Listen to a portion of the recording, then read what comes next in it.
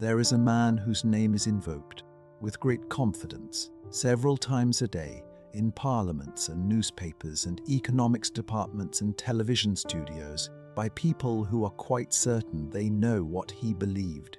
He believed in free markets. He believed that self-interest was the engine of prosperity. He believed that the invisible hand of the market, left alone, would sort everything out for the best. These things are said about Adam Smith as though they were settled, as though the matter were closed, as though a Scottish moral philosopher born in a small port town in 1723 had sat down, worked out the logic of capitalism, and handed it to posterity in a form that required no further inspection.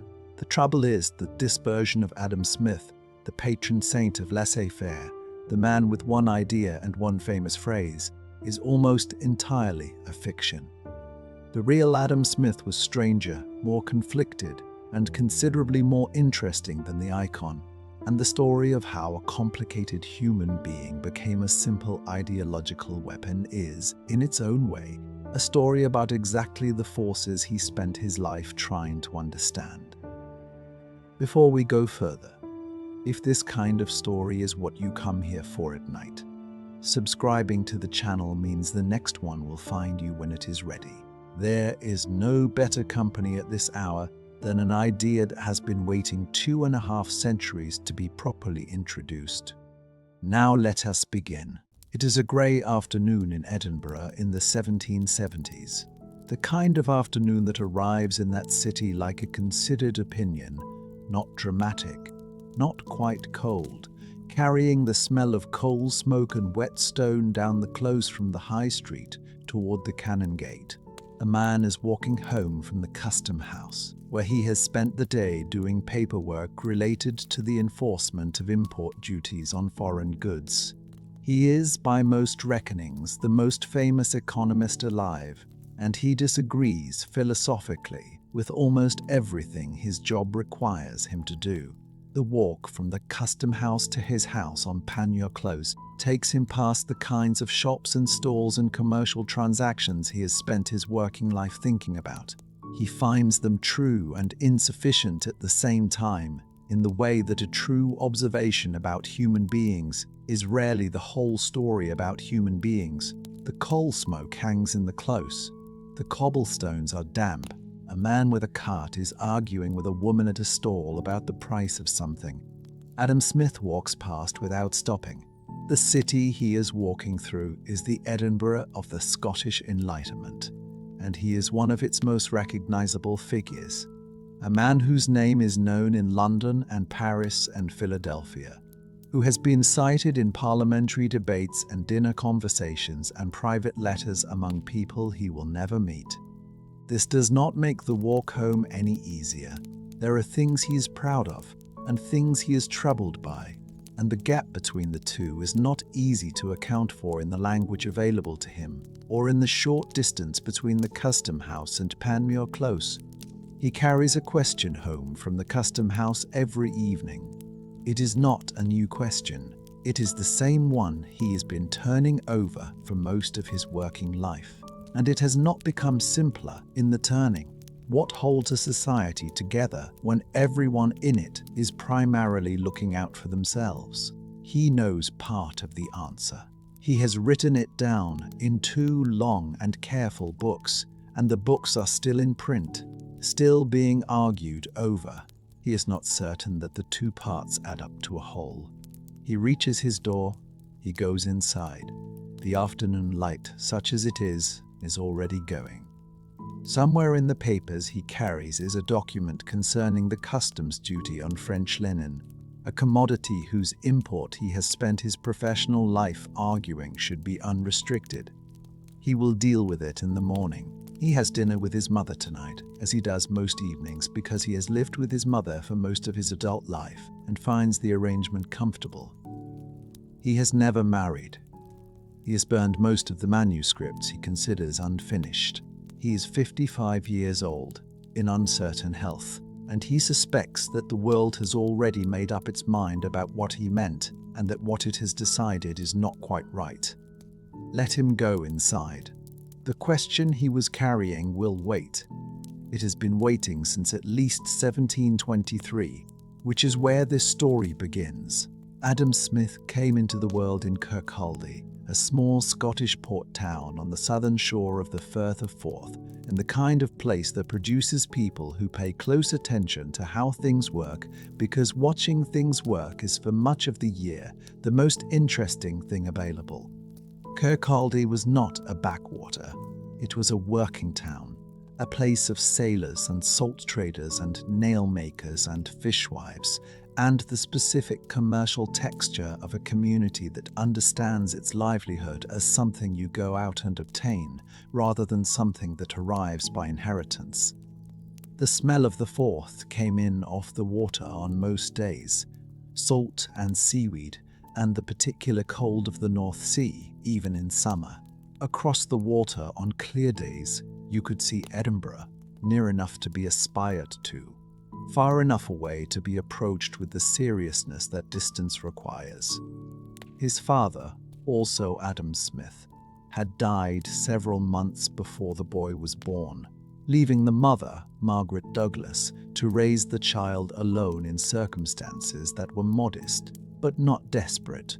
She was a capable woman and a devoted one, and the relationship between them, which lasted until her death when Smith was in his late 50s, shaped him in ways that a biographer can only gesture at.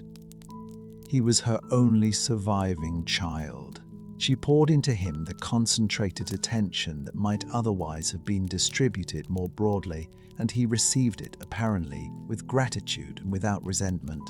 He was also, by every account, an unusual child, prone to long spells of abstracted thinking that occasionally alarmed the adults around him, and to the habit of talking to himself, which would persist into his adult life and become one of the characteristic observations made by people who met him.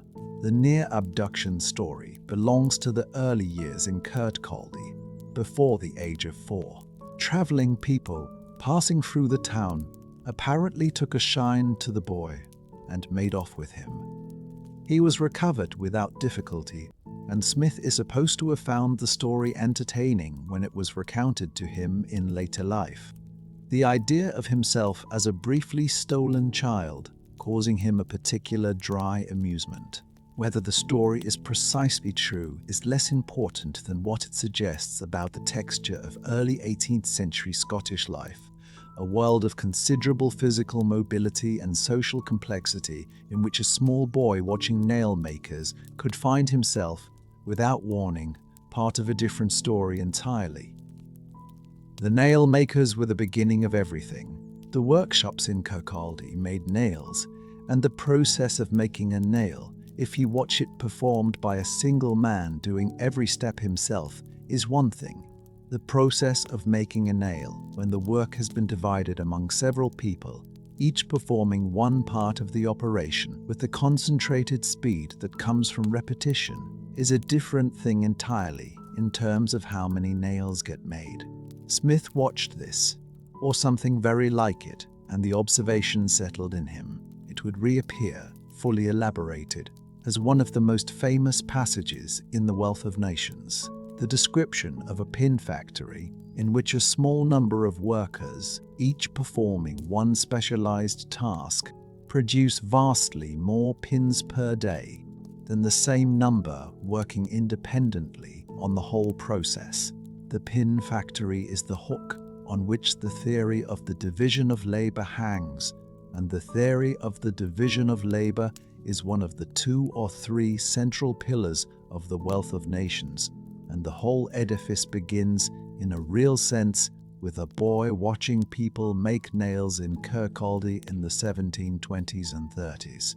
He went to Glasgow University at 14, which was not unusually young by the standards of the time, and there he encountered Francis Hutcheson, who was then the most important moral philosopher in Scotland and possibly in Britain, and whose influence on Smith was substantial and complicated.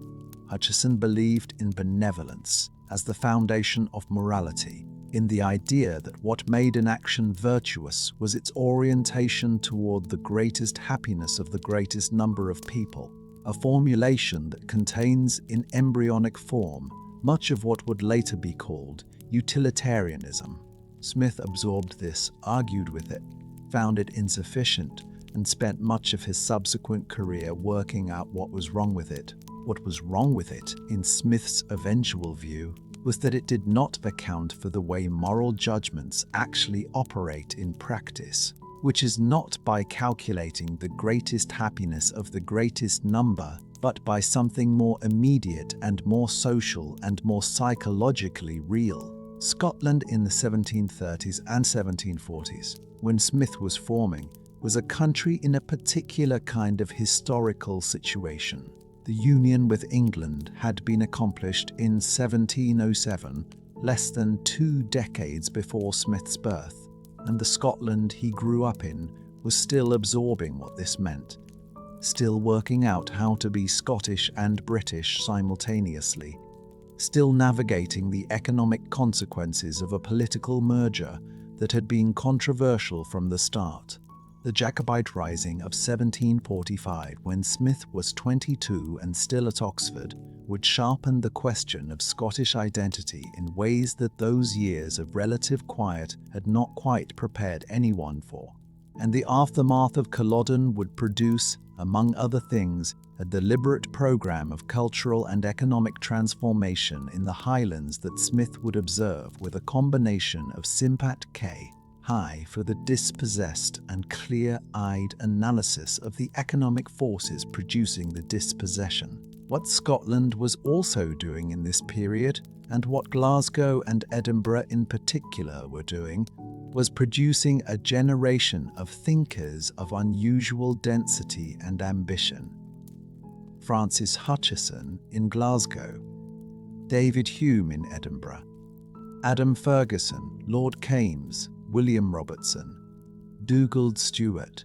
The Scottish Enlightenment is not simply a matter of coincidence, a random clustering of clever people in a northern country, but the product of specific conditions, a Presbyterian educational system that took literacy seriously and spread it relatively widely, a university culture that was more intellectually alive than Oxford or Cambridge in the same period, a commercial society in Glasgow that was more intellectually alive than Oxford or Cambridge in the same period, was generating wealth and generating the questions that wealth generates about how people behave when they are primarily motivated by economic self-interest, and an intellectual community in Edinburgh that was small enough to know itself and large enough to argue seriously. Smith was the most systematic product of all of this, the thinker who tried to bring the whole range of questions about human behavior, moral, economic, social, political, into a single coherent account that was grounded not in theology or abstract philosophy, but in observation of how people actually lived and traded and judged each other. He left Kirkcaldy for Glasgow and left Glasgow for Oxford, and the Scotland he was leaving behind was already asking the questions that he would spend his life answering. What makes people good? What makes societies function? What is wealth actually, and who produces it, and what do they deserve in return? The boy who had watched the nailmakers was becoming the man who would try to answer all of these questions. And the next step in that process would be 6 years in the intellectual desert of Oxford, which would teach him, among other things, that the worst thing a bad institution can do to a good mind is leave it entirely to its own devices, and then wait to see what happens. The question of what was wrong with Hutcheson's framework, and why answering it would take Smith 30 years, requires some sense of what Hutcheson was actually offering. Hutcheson believed that human beings were naturally benevolent, that the moral sense was something close to an instinct, and that virtue consisted essentially in acts aimed at the welfare of others rather than oneself. This was a comfortable moral philosophy in some respects, and it had the great advantage of being anchored in human psychology rather than in divine revelation. But it left Smith with a problem he could not quite set aside. The people he observed around him in Kirkcaldy and later in Glasgow and Edinburgh and Oxford were not, on the whole, primarily benevolent. They were primarily self-interested, sometimes generously and sometimes meanly so, and the moral life they actually lived was not a matter of instinctive altruism, but of something more complex and more social, something that involved other people's responses to one's conduct in ways that Hutcheson's framework did not quite capture. The Scotland that Smith was growing up in was also, in its political circumstances, living out a version of the problem he would eventually try to theorize. The Act of Union with England, completed in 1707, had abolished the Scottish Parliament and folded Scotland into a British political arrangement in which Scottish interests were formally represented but practically subordinate. The economic consequences of union were complex and contested. Scottish merchants gained access to English colonial markets, which mattered enormously for Glasgow's tobacco trade. But Scotland also inherited England's commercial regulations and its relationship to the mercantile system that Smith would later dismantle philosophically. The Scotland Smith knew as a child and young man was a country working out, in practical, commercial and social terms, what it meant to be part of a larger political unit while remaining culturally and intellectually distinct. And this question of how different systems and interests could be held together in productive rather than destructive tension was one that Smith's mature work would address, in ways that went far beyond anything his immediate circumstances would seem to demand. The university culture that produced him was genuinely remarkable and worth dwelling on, because it was the soil in which everything that followed grew. Glasgow in the 1730s was a trading city of genuine commercial energy, enriched by the tobacco trade with Virginia and Maryland, and beginning to develop the manufacturing capacity that would eventually make it one of the industrial centers of the world. The university sat within this commercial context and was, unlike Oxford, actually engaged with it, not in the sense of being commercially minded itself, but in the sense of asking the questions that a commercially minded society generates. How does trade work? What is money? What are the origins of inequality? Why do some nations grow wealthy while others remain poor? These were not abstract questions in Glasgow.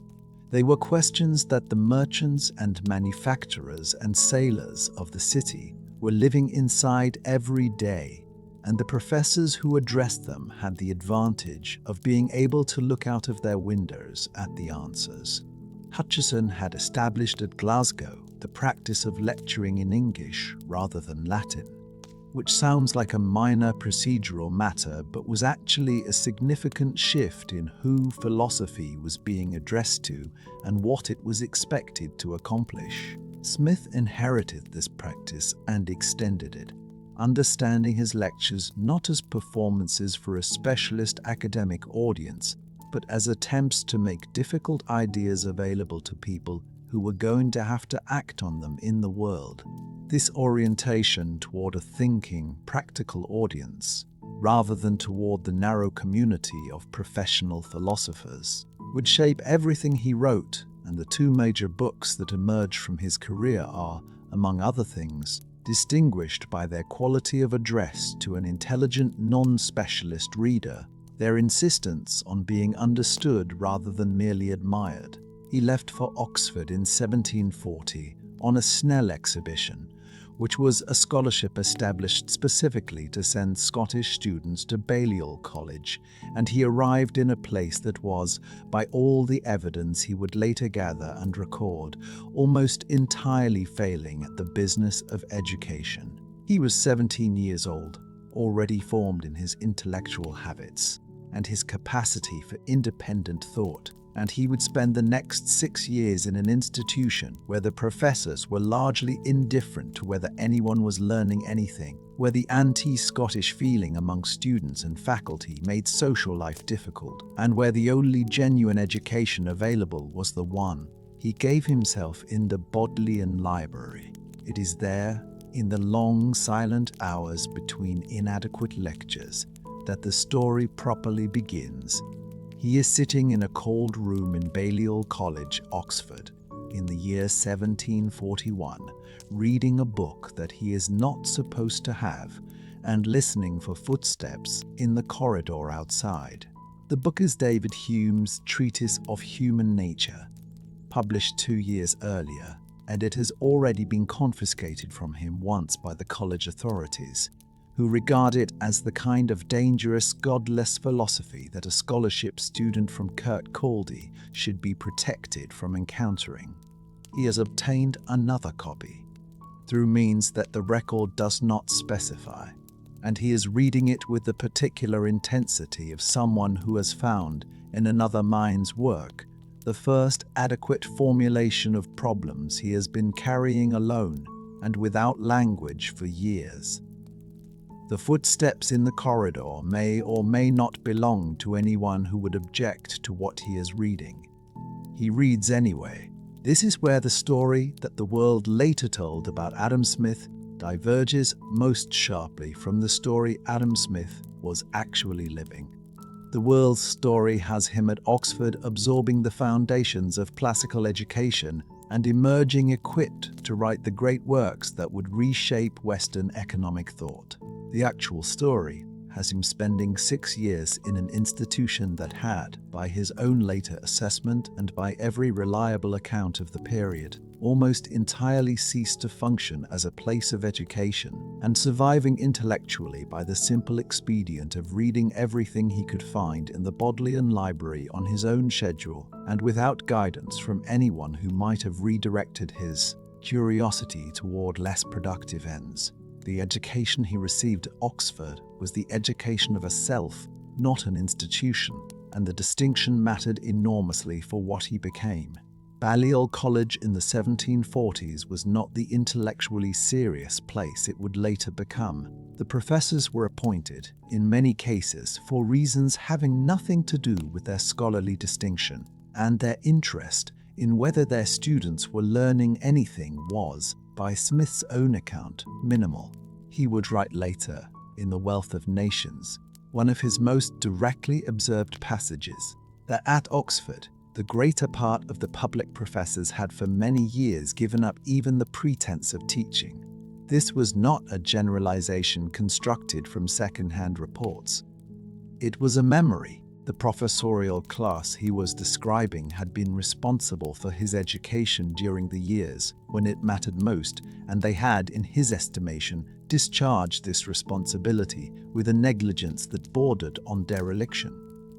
The anti-Scottish atmosphere added a social dimension to the intellectual isolation. Smith had come to Oxford on a Snell exhibition, a scholarship specifically established to bring Scottish students to Balliol, and the English students and faculty he encountered there did not, on the whole, regard this arrangement with warmth. Scotland was a different country in ways that went beyond geography, a Presbyterian rather than Anglican country, a country whose university culture was in several respects more intellectually alive than Oxford's, but which occupied a lower position in the English social imagination, and a country whose students were sometimes resented for being present in an institution that the English around the Meum regarded as primarily theirs. Smith was not a man who wore his feelings prominently, but the record suggests that these years were genuinely miserable in a social sense,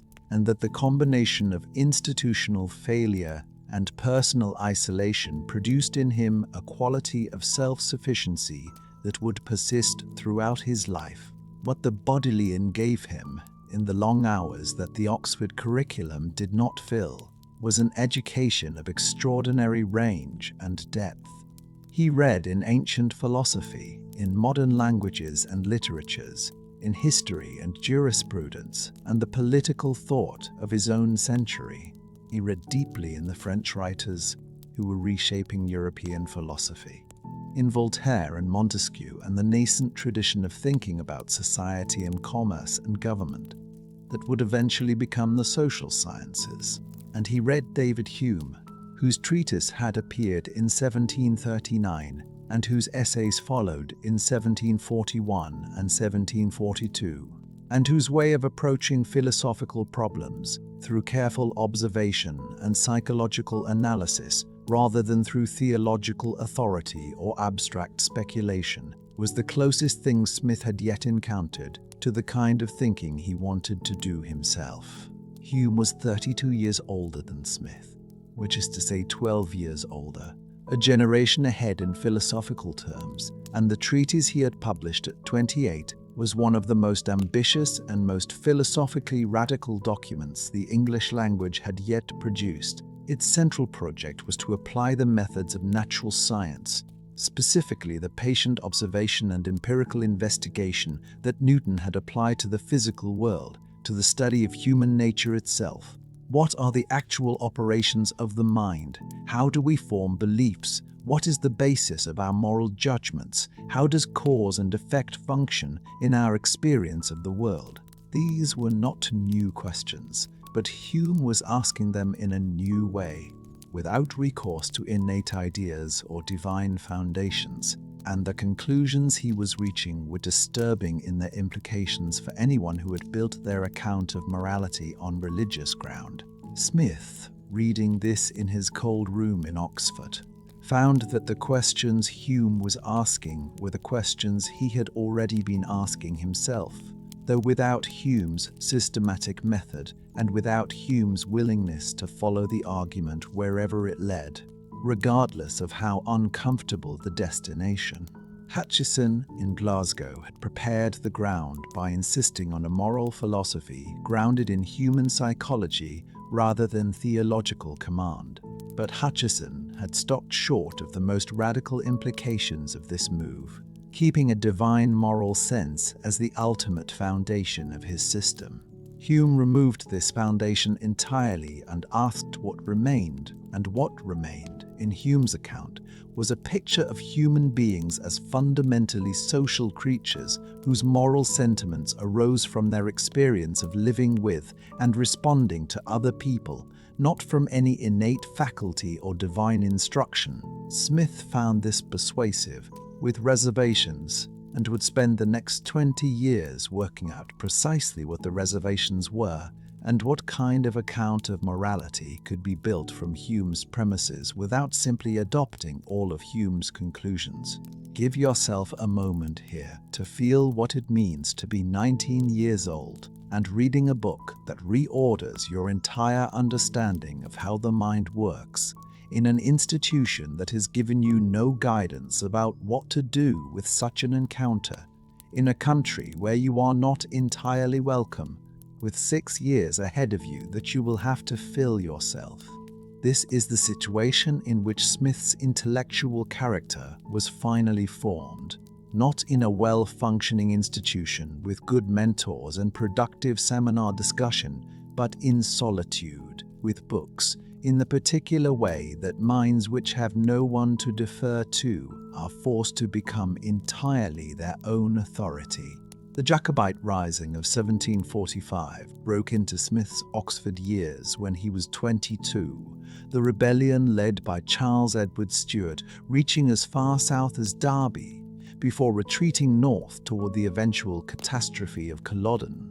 The Rising had complex meanings for a Scottish student in England, meanings that were not simply political or religious, but had to do with the question of what Scotland was and what it was becoming, and where someone like Smith, educated in the Scottish Enlightenment tradition, but now resident in an English institution, actually stood in relation to all of this. We do not know precisely what Smith thought about the Jacobite cause, because he was not the kind of man who made his political opinions easy to read, but we know that the Scotland that emerged from the defeat at Culloden was a Scotland undergoing deliberate and often violent cultural transformation, and that Smith would later write about the economics of this transformation with a clarity and sympathy that suggested close and engaged observation. The reading itself deserves more attention than it usually receives in accounts of Smith's development, because the range of what he was doing in the Bodleian was not simply the filling of a curriculum gap. He was building an intellectual architecture that would eventually have to bear the weight of two major books, and the materials he was assembling were not assembled to any plan handed down from above. He read the Greek and Roman moralists and historians with the attention of someone who is reading them, not as canonical texts to be reverenced, but as attempts to solve problems that he is also trying to solve, noting where their solutions seem adequate and where they seem to him insufficient. He read the natural lawyers, Grotius and Pufendorf, and their attempts to ground moral and political obligation in human nature rather than divine command. He read Mandeville's Fable of the Bees, whose provocative argument that private vices produce public benefits was the kind of thing that demanded a serious response rather than merely a shocked reaction, and whose influence on his own eventual argument about the social benefits of self-interest he would always be careful to acknowledge, while being equally careful to show how Mandeville had got the quote mechanics wrong. The Bodleian was also, in a more mundane sense, a place of genuine physical comfort in an otherwise uncomfortable situation. The kind of place where the cold and the social isolation and the intellectual stagnation of the college could be left at the door and replaced for several hours by the different kind of warmth that a serious library provides. The warmth of being surrounded by minds that are not hostile to you, that ask no questions about your origins, that offer whatever they have without any of the social friction that Oxford's human company generated. Smith is supposed to have found the library life congenial to the point where it became a habit that persisted long after Oxford. A preference for the company of books over the company of most people that his acquaintances would later note with a mixture of amusement and respect. He left Oxford in 1746 without completing the degree he had technically been enrolled for, a decision that required some courage given the investment the Snell exhibition represented, but which was in retrospect entirely rational given that the institution had nothing useful left to offer him and he had other work to do.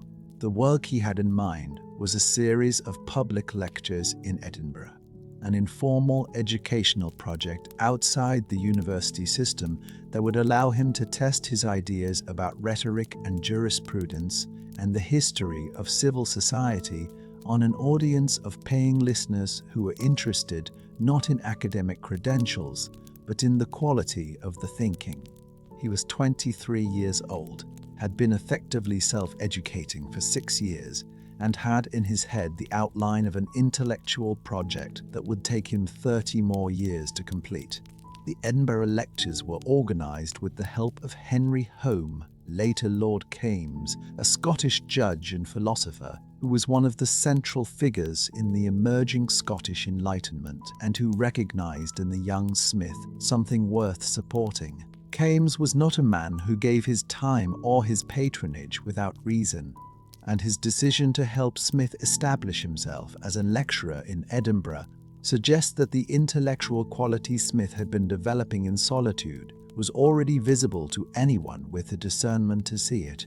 The lectures ran for 3 winters from 1748 to 1751 and attracted audiences that were willing to pay for the privilege of attending, which was in itself a kind of market test that Smith, with his developing interest in the economics of exchange, was probably not oblivious to. You paid for what you valued. The audience valued what he was offering. The lecture fees sustained him while he worked out what to say next.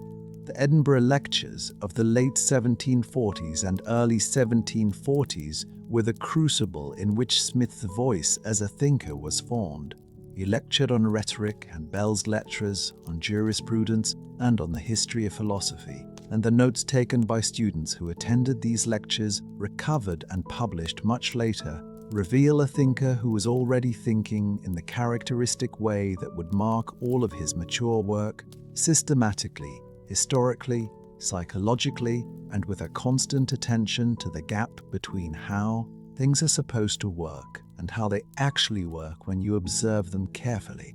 The jurisprudence lectures in particular contained the seeds of the economic argument that would eventually become The Wealth of Nations, including a sophisticated account of property rights, price theory, and the historical origins of commercial society that is more nuanced than anything in the later, more famous book. It was through the Edinburgh lectures that he encountered David Hume in person, or more precisely, it was through the Edinburgh Intellectual Society that had gathered around Hume's reputation and was beginning to constitute what would later be called the Scottish Enlightenment. Hume was by this point the most famous and most controversial philosopher in Britain, notorious for his skepticism about religion and his frontal assault on received ideas about causation and personal identity.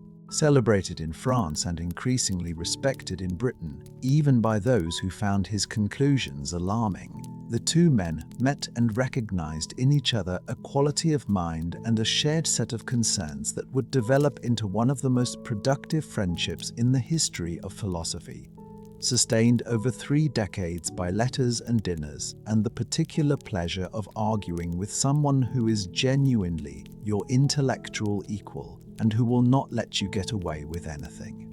The friendship was not, at first, entirely symmetric in the way that friendships between established reputations and emerging ones are rarely symmetric.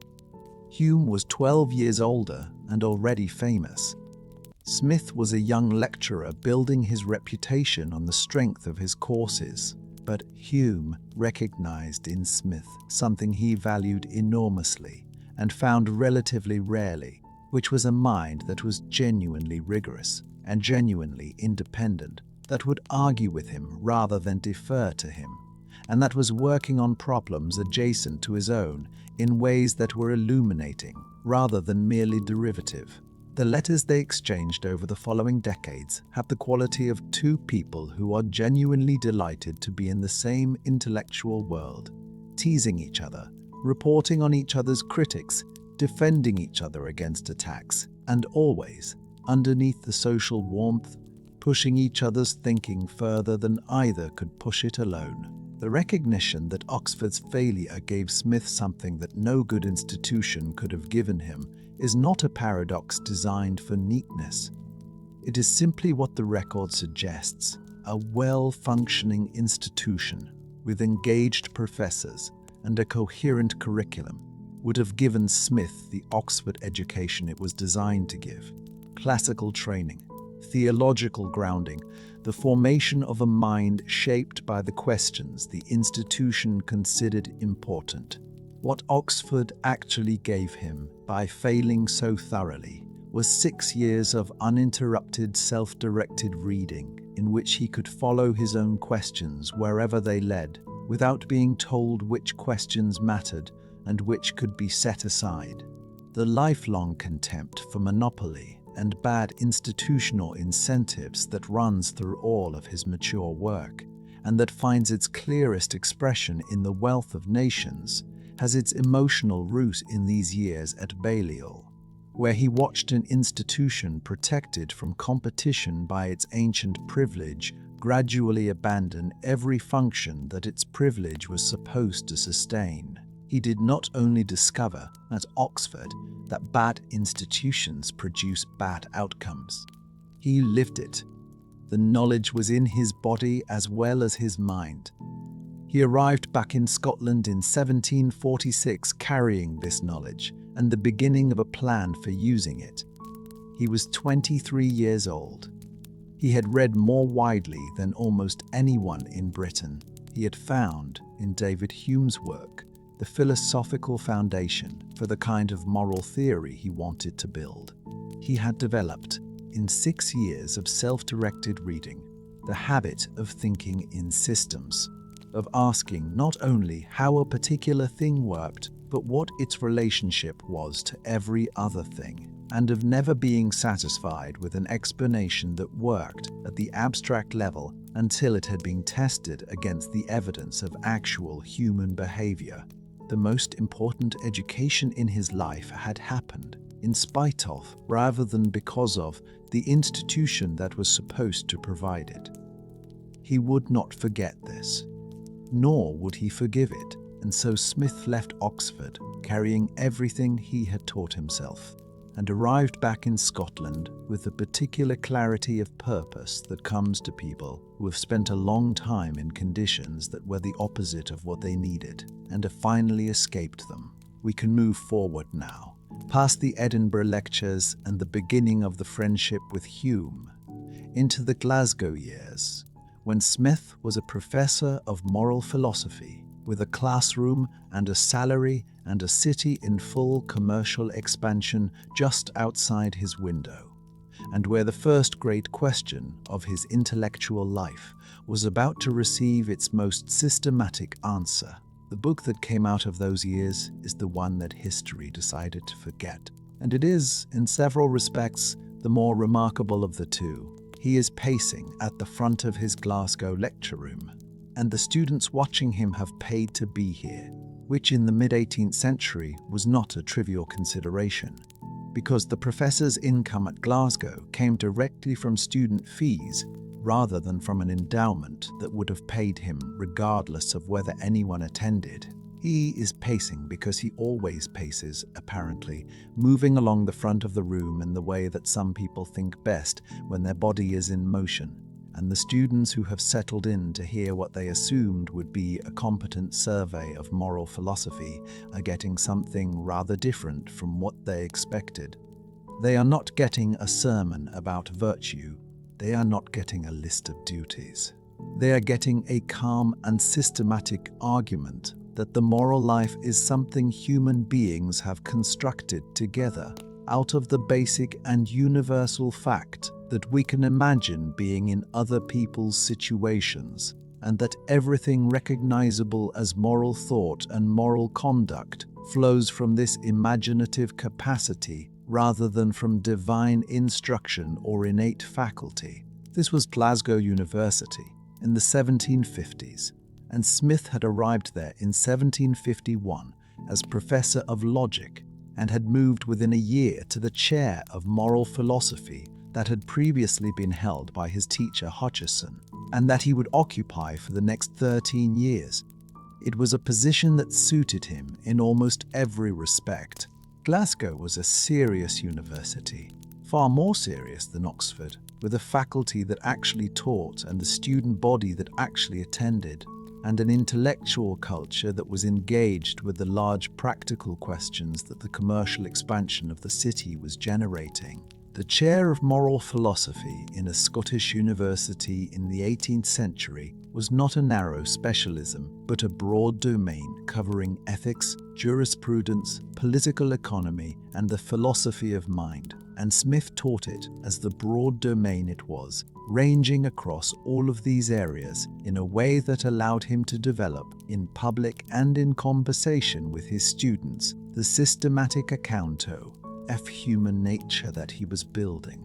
The friendship with Hume was by this point in full flower, sustained by regular correspondence and by the proximity of the two cities, Edinburgh and Glasgow, being close enough by 18th century standards to make visits and meetings reasonably frequent. The letters between them are among the most charming in the correspondence of the Scottish Enlightenment, full of the particular warmth of two people who are genuinely fond of each other and who allow themselves to be funny in ways that their published work does not. Hume teases Smith about the slow progress of his writing. Smith responds with a kind of dry deflection that suggests he is not entirely displeased to be teased. They report on each other's critics with a combination of indignation on behalf of the other person and private amusement at the quality of the criticism. They are, unmistakably, friends who enjoy each other's company and who find the world considerably more manageable because the other person is in it. What they were also doing in these years was thinking through together the philosophical problems that both of them were working on, and this is harder to reconstruct from the correspondence because the deepest intellectual exchange between two people happens in conversation and leaves no direct record. We know that Hume read drafts of what would become the theory of moral sentiments and offered criticism that Smith took seriously. We know that Smith was closely engaged with Hume's moral philosophy, and that the most important argument in moral sentiments, the argument about the impartial spectator, can be read in part as Smith's response to a question that Hume's account of morality had left unanswered. We do not know exactly what was said in the evenings at Hume's house in Edinburgh or Smith's house in Glasgow, but we know that the thinking of each man bears the marks of pressure from the other. The particular marks that thinking acquires when it has been tested against a mind that is not prepared to let anything go by without examination. The question that the theory of moral sentiments was addressing was one of the most basic and most difficult in philosophy. How does a creature that is primarily motivated by self-interest manage to behave morally toward other creatures who are in competition with it for the same resources? This is not a question that had gone unasked before Smith, but the answers that were available to him were, in his view, inadequate in specific ways that he wanted to correct. Hutcheson's answer, that humans have a benevolent instinct that generates moral conduct naturally, seemed to Smith both empirically wrong and philosophically circular. Hobbes's answer, that moral constraints are entirely external impositions of the sovereign power, seemed to him to miss something important about the way people actually experience their moral lives. Mandeville's answer, that there is no genuine morality, but only the mutual manipulation of self-interested agents pretending to be moral, was the most provocative available and perhaps the most intellectually honest about human nature. But it left no place for the genuine moral experience that Smith observed in himself and in others. Sit with the problem for a moment. You are a self-interested creature, fundamentally oriented toward your own welfare and that of the people closest to you. You are surrounded by other self-interested creatures with similar orientations, and yet, reliably and persistently and in ways that go far beyond what pure self-interest would require, you feel approval and disapproval of actions. You feel guilt when you have acted badly, and satisfaction when you have acted well. You feel indignation on behalf of people who have been wronged, even when you are not personally affected by the wrong, and you act, sometimes at genuine cost to yourself, in ways that you judge to be right, even when no one would know if you had acted differently. Where does all of this come from? What is it made of? The answer Hutcheson gives, that it comes from a divinely implanted moral sense, explains nothing except by asserting a cause that can't be investigated. Smith wanted something better. What Smith proposed was an account grounded entirely in observable human psychology. The starting point was sympathy, which Smith used to mean something more precise and more mechanical than its ordinary meaning. Not the general feeling of kindness toward others, but the specific capacity to imaginatively reproduce in oneself something like the emotional state of another person. You see someone in pain, and something in you responds by simulating, partially and imperfectly, the experience of being in pain yourself. You see someone elated, and you experience something that resembles, at a lower register, their relation. This imaginative mirroring is not voluntary and not chosen. It simply happens, and it is, in Smith's account, the foundation on which the entire structure of moral psychology is built. From this foundation, Smith constructed an account of how we make moral judgments. When we observe an action and feel approval of it, what we are doing, in his analysis, is comparing two things: the sentiment that prompted the agent to act, and the sentiment that we ourselves would feel in the agent's situation. If these two things are roughly in proportion, if the agent acted with what seems to us the appropriate emotional response to their circumstances, we feel what Smith called sympathy with their action, and we approve it. if they are out of proportion. If the agent acted with more or less feeling than the situation seems to warrant, we feel a failure of sympathy and we disapprove. Moral judgment is, in this account, a fundamentally social and comparative process dependent on the imaginative capacity to put oneself in another's position and measure what one finds there against some standard of appropriateness. Smith was careful to point out that this mechanism works not only in our judgments of other people, but in our judgments of ourselves, and that this reflexive dimension of the sympathy process is where the moral life most deeply operates. We are not only spectators of others' conduct, but spectators of our own, and the experience of imagining how an observer would regard what we are doing is one of the most powerful governors of human behavior that Smith could identify. This is why the concept of propriety is so central to moral sentiments, and why Smith's moral philosophy is, at its core, a social and relational account rather than an individualistic one. The isolated individual, for Smith, has no moral psychology in any meaningful sense, because morality is something that develops in and through the social process of observing, being observed, and adjusting conduct in response to the imagined judgments of others. The solitary human being, whatever virtues they might possess in some abstract sense, has never had the experience of being looked at and found wanting or adequate, and therefore has never had the occasion to develop the internal spectator who performs this function in social life. This has consequences for how we think about markets, which Smith understood very well, even though the argument of moral sentiments is not primarily about economics. The market transaction, the exchange of goods and services between buyer and seller, is not simply a mechanical matching of supply and demand, but a social encounter between people who have moral relationships to each other, who are observed by others in the course of the transaction, and who carry into the market the habits of sympathy and judgment that their social formation has given them. The market, in other words, does not operate outside of morality. It operates within it, dependent on the moral infrastructure of trust and honest dealing and the internalized spectator that makes people behave reasonably even when no external enforcement is present.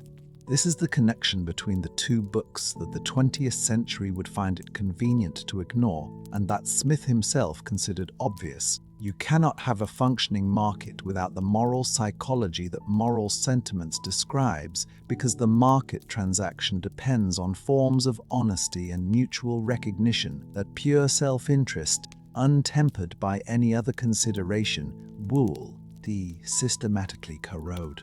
The impartial spectator is the most important and most carefully worked out element of this system. Smith recognized that the sympathy mechanism he had described was, by itself, prone to distortion, because our sympathy with people close to us is stronger than our sympathy with strangers, and our sympathy with people who share our situation and our values is stronger than our sympathy with those who do not.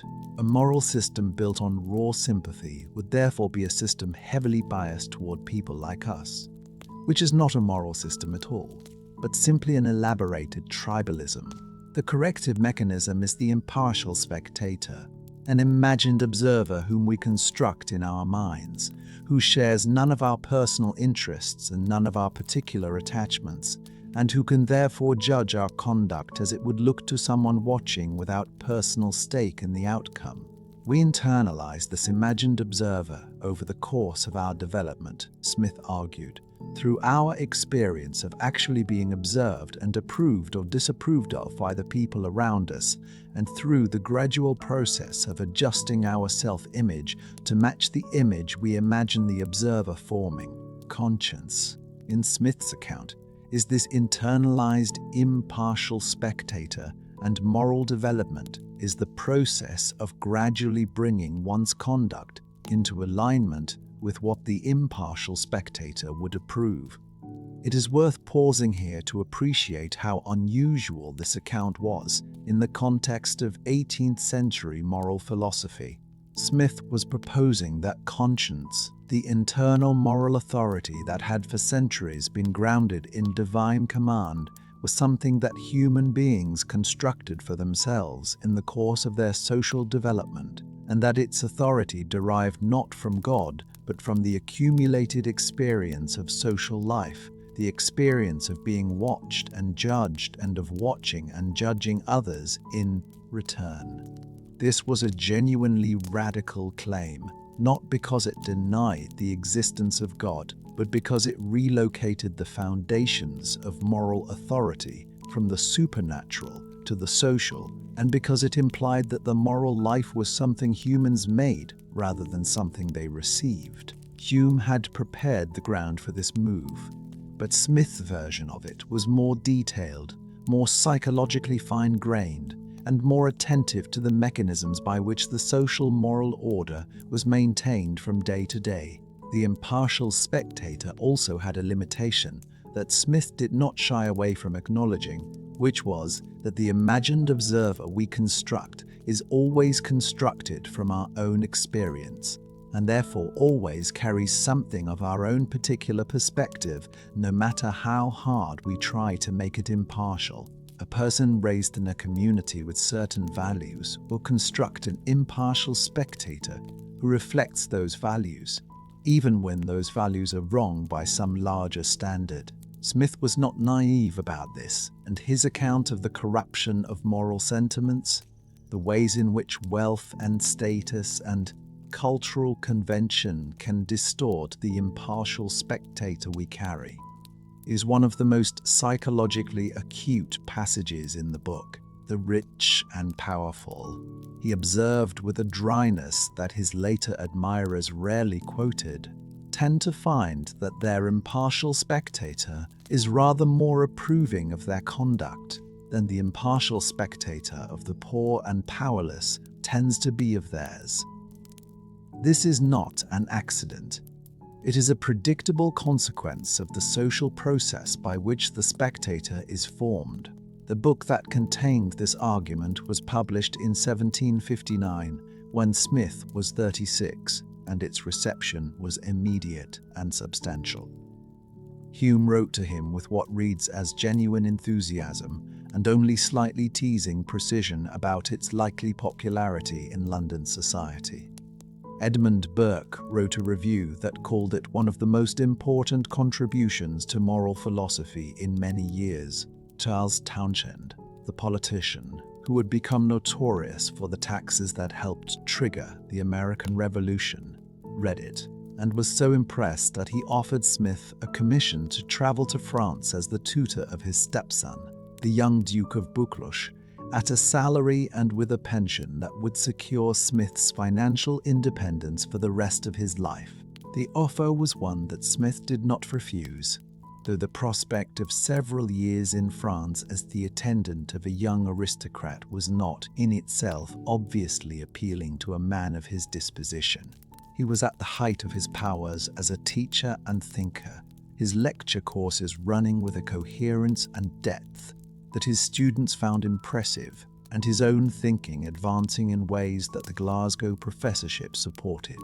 He was also, by the evidence of the letters, genuinely enjoying this phase of his intellectual life.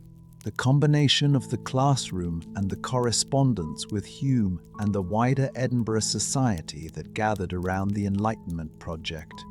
The sense of a philosopher at the height of his powers is real in these years, and it would not quite return in the same form after France. But the financial security that Townshend's offer represented was not something a man of Smith's background and temperament could dismiss, and there was also, underlying his acceptance, the knowledge that the book he was beginning to sketch in his mind would need materials that only the exposure to European intellectual and commercial life could provide. He accepted. He arranged for his courses at Glasgow to be covered. He left Scotland in 1764. He would spend 2 years in Toulouse and then time in Geneva and Paris, and the France he encountered would give him the conversations and the observations and the observations and, above all, the boredom that would eventually produce a very different kind of book. But that is the next chapter of the story. For now, it is enough to note that the theory of moral sentiments, the book that history largely set aside in favor of its successor, had established Smith as a figure of the first rank in European intellectual life, and that the argument it made about sympathy and the impartial spectator and the social construction of morality was not a warm-up for anything. It was and remains a serious account of how human beings manage to be moral at all, offered by someone who had thought about the question more carefully and more rigorously than almost anyone before him, and whose answer has aged considerably better than the theories it was designed to replace.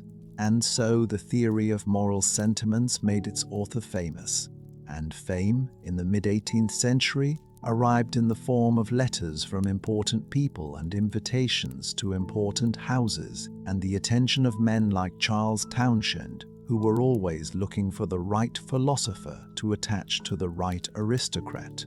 We can move forward now across the Channel and into the south of France, where a man who has just published one of the most serious books about moral psychology in the history of English philosophy is about to discover, in the particular texture of provincial boredom, the irritant that produces his second great work.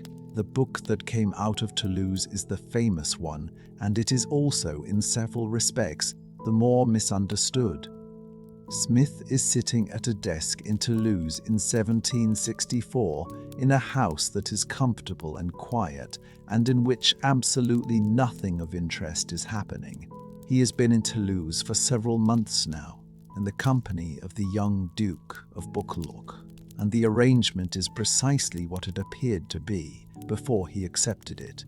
A man of significant intellectual gifts and habits, employed to attend a young aristocrat who does not especially need attending, in a city that has very little to offer anyone whose idea of a good time is an argument about moral philosophy. He has written to Hume already, describing the tedium with the dry precision that characterized his complaints, and Hume has written back with the suggestion that he try writing a book. He is, in fact, already trying. He's begun to make notes, to organize material he has been accumulating in his lectures and in his reading for over a decade, and the notes are beginning to take on the shape of something substantial. He describes the project to Hume as something to do in a slow town in the south of France, which is the kind of modest deflection that genius sometimes uses to protect itself from the weight of its own ambition. What he is beginning to write is a book about wealth, specifically about what wealth actually is, and where it actually comes from, and about why the system Britain used to manage its commerce was making the answer to both questions considerably worse than it needed to be. The starting point was a simple and in some ways obvious proposition that had nevertheless escaped the attention of most economic writers before him, that the wealth of a nation was not its gold reserve or its trade surplus, as the prevailing mercantilist theory maintained, but the productive output of its labor and its land, the actual goods and services that people produced and consumed. This sounds straightforward, perhaps even trivially obvious, but its implications were enormous and deliberately explosive, because if wealth is productive output rather than accumulated treasure, then every policy designed to accumulate treasure at the expense of productive output, including tariffs, monopolies, guild restrictions, and colonial trade regulations, was making the nation poorer rather than richer. The target of the wealth of nations was mercantilism, the system of commercial regulation that had governed British trade policy for more than a century, and that was designed, in Smith's analysis, not to benefit the nation as a whole, but to benefit the merchants and manufacturers who had the political influence to shape the regulations. This is one of the aspects of the book that its later champions preferred not to emphasize, because The Wealth of Nations is, among other things, a sustained and detailed assault on the political power of commercial interests, and the most cutting sentences in the book are not about the inefficiency of government intervention, but about the deliberate manipulation of government policy by businessmen, and who understood very well that restricting competition and securing monopoly privileges was more profitable than actually competing. The merchants and master manufacturers, Smith wrote, are an order of men whose interest is never exactly the same as that of the public, who generally have an interest to deceive and even to oppress the public, and who accordingly have upon many occasions both deceived and oppressed it. He was not writing this to be provocative. He was writing it because it was what the evidence showed, and because the whole point of his intellectual project was to follow the evidence rather than defer to the interests of the powerful. The Wealth of Nations is, at its core, a work of applied philosophy, an attempt to use the same empirical and analytical methods that he had applied to morality in moral sentiments to the specific domain of economic life, and the conclusions it reaches about the relationship between commerce and political power are not incidental to its argument, but central to it. Pause here, in the middle of this very long and very carefully argued book, and feel the quality of attention it requires from its reader and from its author. Smith spent 10 years writing it after the first notes in Toulouse, revising and expanding and checking his arguments against the available evidence, which, in the 18th century, meant the records of trade and taxation and parliamentary debates and the accounts left by merchants and travellers and historians. He read voraciously and remembered what he read, and The Wealth of Nations carries within it the evidence of this reading. The specific examples and the particular details and the historical precedents that ground every major claim in something observable rather than merely asserted. It is, among its other qualities, a demonstration of what economic argument looks like when it takes the world seriously. The years in France, which Smith had dreaded in prospect and found largely tedious in execution, had one significant compensation. They put him in contact with the French economists known as the physiocrats, a school of thought centered around François Quesnay, who had developed an elaborate theory of national wealth based on the primacy of agricultural production. Smith did not adopt the physiocratic framework wholesale, finding it too narrow in its insistence that only agriculture produced genuine surplus value. But the encounter sharpened his own thinking about where value came from and who created it. The physiocrats were at least asking the right question, which was not, where is the gold, but who does the work? And Smith's answer, which generalized their insight to all productive labor rather than only agricultural labor, was the theoretical foundation on which the entire critique of mercantilism rested. Smith also met, during his time in Paris in 1765 and 1766, the leading figures of the French philosophical world, including Turgot and d'Alembert and Helvetius.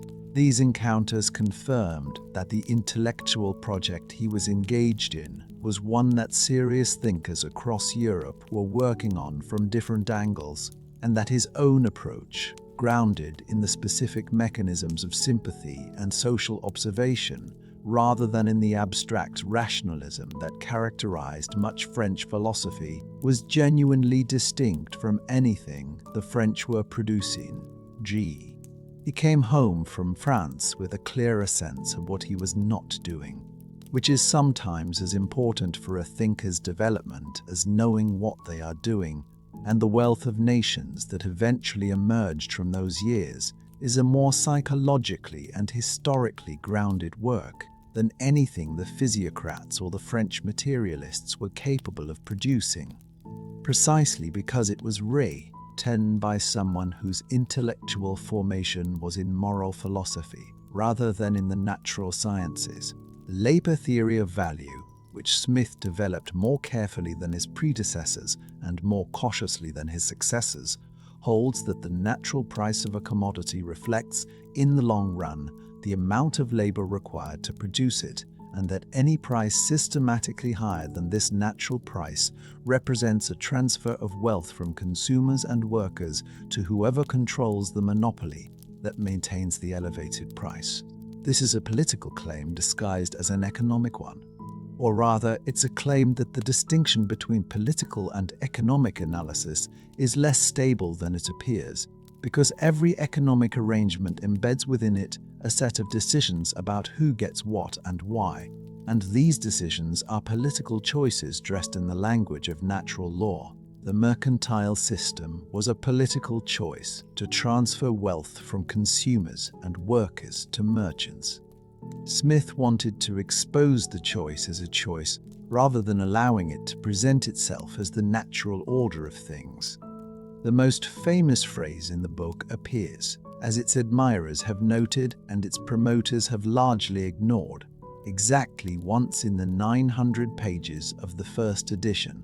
The invisible hand, as Smith uses it, is not a general principle of market self-regulation elevated to the status of natural law. It is a specific observation about a specific mechanism that merchants who prefer to invest domestically rather than abroad for reasons of risk and convenience and personal familiarity, thereby direct capital to domestic employment without intending to do so, and that the accumulated effect of these individually self-interested decisions tends to benefit the domestic economy as a whole, even though, no individual merchant is trying to achieve this outcome. This is a real observation about a real mechanism, and it is genuinely interesting and genuinely important, but it is an observation about one specific case, not a universal law that markets always allocate resources optimally, and that any intervention must therefore make things worse. Smith never claimed this, and the gap between what he actually wrote and what the phrase was later made to mean is one of the widest gaps between text and interpretation in the history of ideas. What Smith did claim and argued for extensively was that removing the particular barriers to trade and production that mercantilism had erected would allow markets to function more effectively and would benefit the general population, especially the poor, more than the existing system did. This is a more modest and more defensible claim than the one the invisible hand was later made to carry, and it is worth understanding what drove it. Smith's concern throughout the economic argument is not primarily with the interests of merchants or manufacturers. It is with the interests of workers and consumers, the people at the bottom of the economic hierarchy whose welfare the mercantilist system systematically sacrificed in favor of the wealthy and connected. When he argues for free trade, he is arguing for cheaper goods for the poor. When he argues against guild monopolies, he is arguing for the right of workers to move between trades and towns in pursuit of better wages. Smith on wages is a part of the wealth of nations that the 20th century version of Smith largely omitted from the picture. He argued, directly and without qualification, that high wages were both the consequence and the cause of productive prosperity, that workers who were paid more worked harder and produced more and spent more, and thereby supported the economic activity on which their employers' profits depended. He was contemptuous of the idea, common among the manufacturers of his day, that workers had to be kept poor in order to be kept diligent. No society can surely be flourishing and happy, he wrote, of which the far greater part of the members are poor and miserable. This is not a peripheral observation. It is a statement of the criterion against which he wanted economic policy to be measured, and the criterion is not the prosperity of merchants, but the welfare of the majority. He was equally direct about the costs of the division of labor, the very principle he had celebrated in the pin factory at the beginning of the book. a man who spends his entire working life performing a single small operation, he wrote, has no occasion to exert his understanding and generally becomes as stupid and ignorant as it is possible for a human creature to become. The same commercial development that was generating unprecedented national wealth was, in his analysis, systematically degrading the mental lives of the workers who made it possible, and the remedy he proposed, a system of public education funded by the state, was an implicit acknowledgement that the market left entirely to itself would not correct this damage. This is the Smith that the laissez-faire tradition preferred to ignore.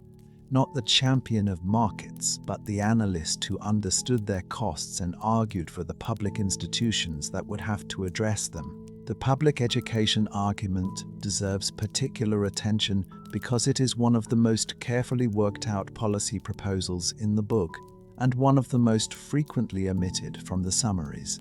Smith proposed that the state should fund elementary education for the children of working people, ensuring that every child received a minimum of reading, writing, and basic arithmetic before entering the labor force.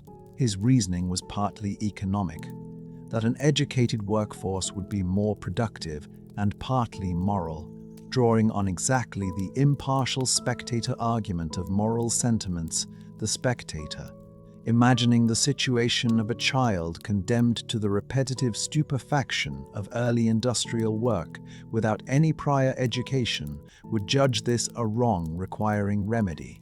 The market would not provide this remedy, because the market had no mechanism for internalizing the cost of worker degradation, and the workers themselves were in no position to fund their children's education from wages that the mercantilist system kept artificially low. Only the state had both the interest and the means to correct this specific market failure, and the wealth of nations recommended that it do so. This is not the Adam Smith of the libertarian imagination, and it was never meant to be. The Smith who advocated for public education and high wages and the dismantling of monopoly privilege was the same Smith who believed that markets, when properly freed from mercantilist distortion, would tend to benefit the general population more than the existing system did. These positions are not in tension. They are a coherent account of what a functioning commercial society requires. Markets free from the manipulation of the powerful. Workers paid enough to sustain themselves and their families. Public institutions providing what markets cannot or will not provide. And a government that serves the general interest rather than the sectoral interests of merchants with political connections. Smith thought this was possible. He was not certain it was likely. The book arrived in 1776, the same year as the American Declaration of Independence, and both events were responses to the same system of mercantilist exploitation, though Smith's response was philosophical rather than military. His position on the American crisis was characteristically clear-sighted and characteristically unpopular with those who preferred not to hear it. The colonial trade system, he argued, was an expensive absurdity, enriching a small number of British merchants while imposing costs on the British taxpayer for the military defense of a monopoly arrangement that served no genuine national interest. If the Americans were going to insist on their political rights, Britain should either give them proper representation in Parliament or let them go, because the alternative, a long and expensive war to maintain a commercial arrangement that was economically irrational even when it was functioning as designed, was exactly the kind of thing the wealth of nations had been arguing against. The book was recognized immediately as something important. Hume, by then in the last months of his life, received a copy from Smith and read it with the same attention he had given moral sentiments, writing back with praise and with specific criticisms that suggest he engaged with it seriously, rather than simply offering encouragement. Politicians and men of affairs read it alongside philosophers and economists because it was written in a style that made it accessible to anyone willing to give it the sustained attention it required. Smith had been living with these arguments for over a decade, had tested them in his lectures, and in his conversations with Hume and with the French economists he had met in Paris during the later part of his time on the continent. And the book had the quality that only a long gestation produces. The quality of an argument that has been pressed and refined and tested against objection until it knows its own shape.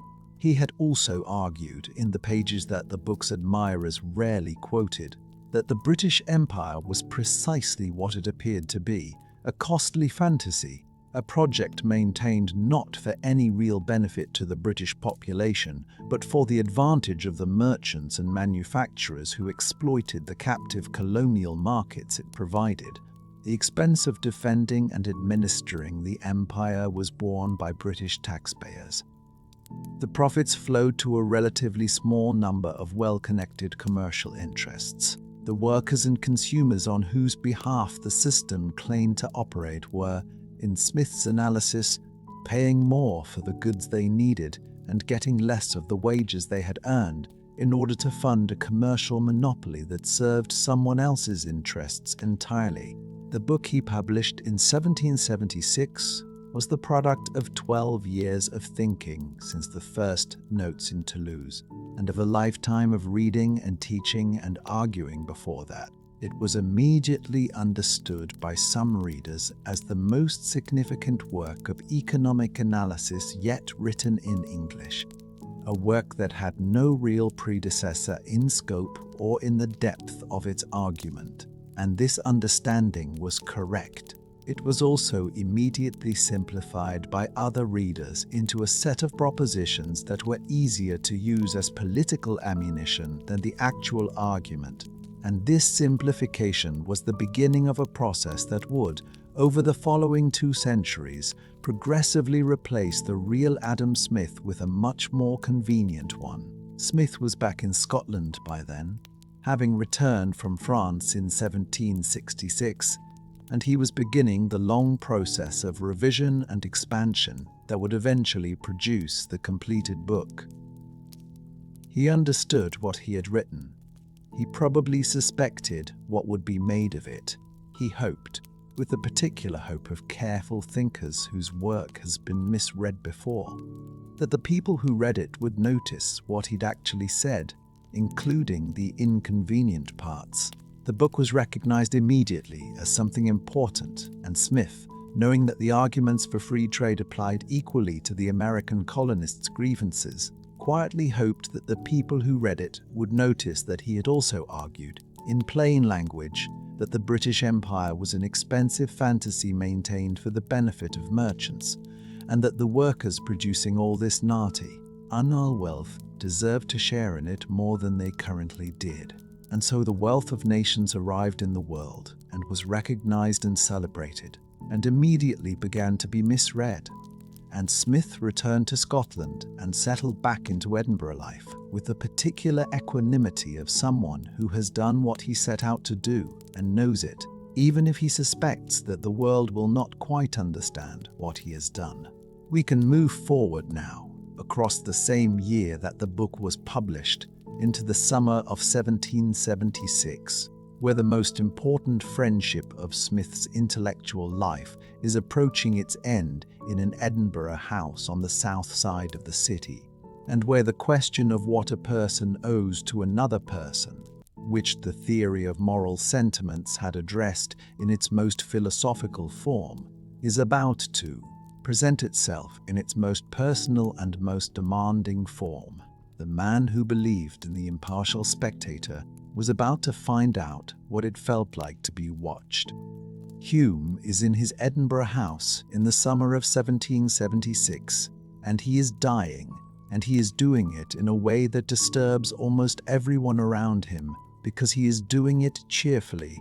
He is 65 years old, suffering from what was probably bowel cancer, and he is by all accounts in considerable physical discomfort, and yet the visitors who come to see him report consistently that he is in good spirits, that he jokes about his situation, that he discusses philosophy and politics and the prospects for his posthumous reputation with the same engaged intelligence that has charm. characterized his entire adult life, and that he shows no signs of the fear of death that his contemporaries, most of whom believed in an afterlife that Hume conspicuously did not, regarded as the natural and appropriate response to impending dissolution.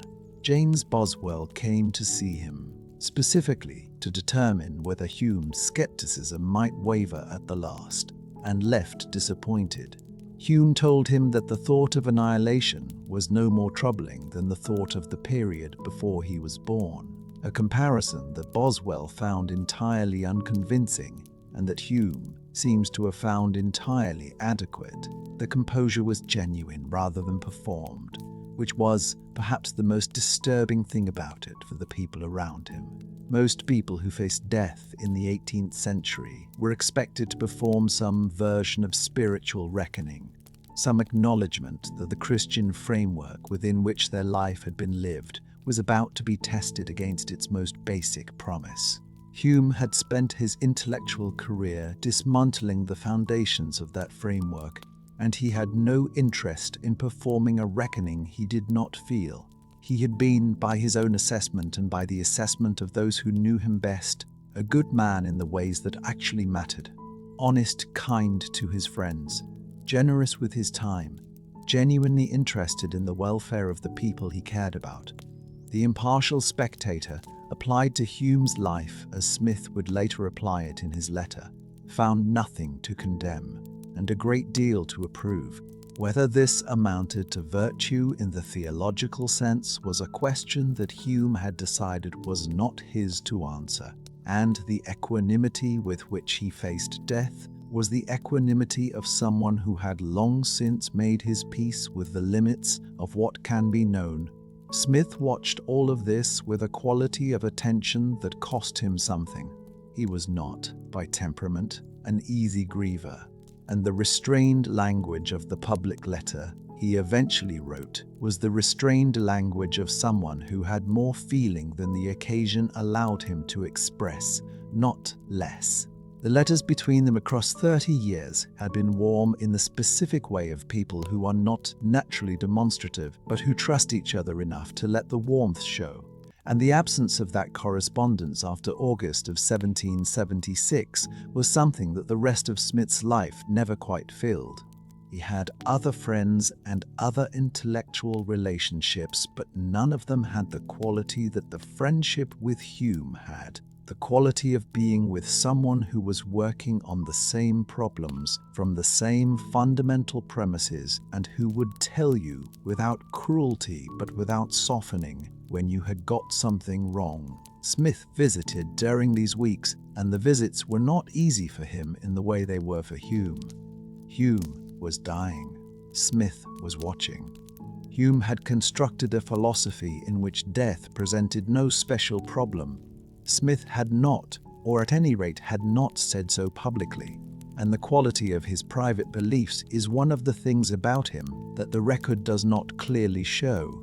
What the record shows is that he was present, that he cared about his friend with an intensity that his generally reserved manner did not often make visible, and that when Hume died in August of 1776, Smith found himself in the position of having to say something public about a man whose death the religious establishment regarded as an occasion for satisfaction rather than mourning. The letter he wrote, published in 1777 as an addition to Hume's posthumous autobiography, My Own Life, is one of the most quietly courageous documents in the history of English letters. Smith described Hume's approach to death in plain and factual terms, without theatrical piety and without apologizing for his friend's lack of religious belief, and concluded with a sentence that he must have known would cause trouble, that upon the whole he had always considered Hume both in his lifetime and since his death as approaching as nearly to the idea of a perfectly wise and virtuous man as perhaps the nature of human frailty will permit. This was, in the context of 18th century Edinburgh, an extraordinary thing to say about a man whom the Presbyterian Kirk had spent decades denouncing as a threat to public morality, and the reaction confirmed Smith's assessment of the risk. Pause here, in the middle of the fury that followed, and appreciate what Smith had done. He had not defended Hume's philosophy. He had not argued for atheism or skepticism. He had simply said that his friend was a good man, observed carefully across more than 20 years of close acquaintance, and that the evidence of that observation was that Hume met Smith's own standard of wisdom and virtue as nearly as any human being Smith had encountered. The impartial spectator, observing Hume's conduct rather than his theology, would have reached the same conclusion. Smith was applying his own moral philosophy to its most publicly visible test, and the public were not pleased. The backlash was substantial. The letters and pamphlets that followed the publication of the eulogy were, by Smith's own account, more numerous and more hostile than anything that had greeted the Wealth of Nations, including its arguments about free trade and imperial policy. This disproportion is itself revealing. You could argue in 1777 that Britain's commercial system was economically irrational and its empire was maintained for the benefit of merchants at the expense of the public, and provoke a certain amount of political argument, but nothing like the volume of personal abuse that followed from describing a dead philosopher as a wise and virtuous man. The economics was controversial. The theology was explosive. Smith had misjudged neither the character of his friend nor the character of his society, and he said, when pressed on the matter, that the storm had caused him more trouble than his attack on the entire British trading system. He did not retract the letter.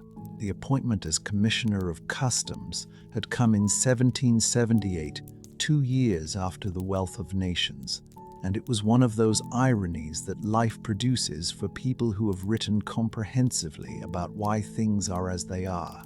Smith had spent the better part of 20 years arguing that Britain's tariff system was economically irrational, that its purpose was to protect the profits of domestic producers at the expense of consumers, and that its abolition or substantial reduction would benefit the general population more than its maintenance.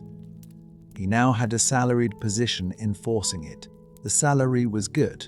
The pension that had come with the Buccleuch Commission had already given him financial independence, and the work was not without interest, in the sense that it kept him in contact with the practical machinery of commerce that he had always found instructive. But the intellectual irony was not lost on him, and it was not lost on his friends, several of whom teased him about it with a directness that suggests they found the situation both funny and slightly uncomfortable. He was thorough in the execution of his duties.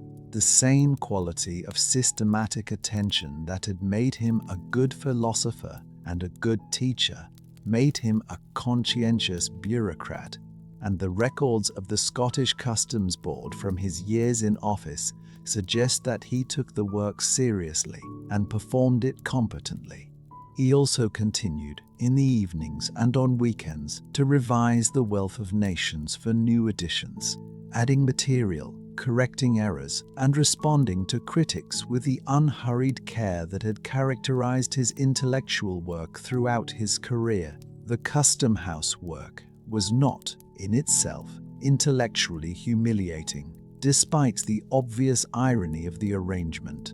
Smith was a man who had always been interested in how institutions actually functioned, rather than how they were supposed to function, and the perspective from inside the customs machinery was a different kind of education from the one he had given himself in the Bodleian or in the Glasgow lecture room. He understood from the inside now, rather than from the economist's analytical distance, how the regulations he had criticized operated in practice, which enforcement mechanisms worked and which were routinely evaded, and how the relationship between commercial interests and regulatory officials was managed in the daily texture of 18th century trade administration.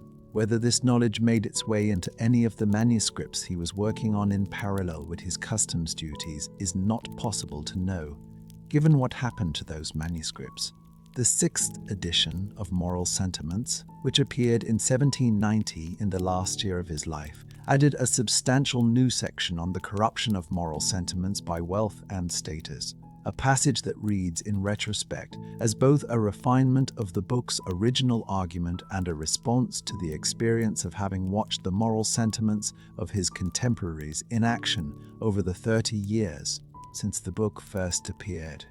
The admiration that people feel for the rich and the powerful, and the corresponding tendency to overlook the virtues of the poor, was something that Smith had always known was a feature of human psychology. But the passage in the sixth edition has a quality of accumulated observation that the earlier versions lack, as though decades of watching Edinburgh society from a position of moderate fame and modest bureaucratic authority had confirmed his theoretical expectations in ways that he felt deserved more explicit attention.